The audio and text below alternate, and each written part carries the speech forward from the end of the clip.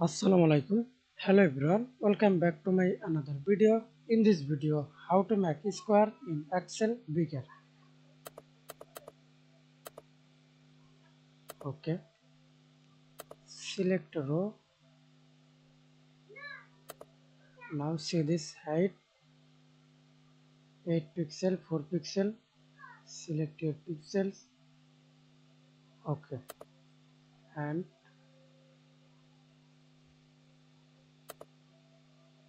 column.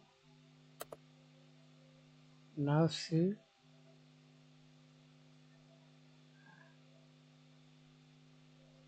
32, 232 pixels.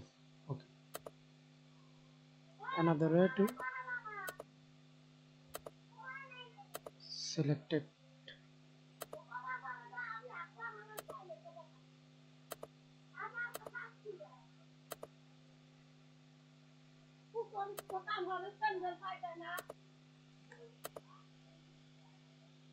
Another way to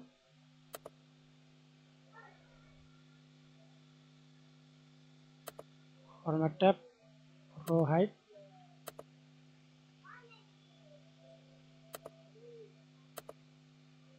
column height.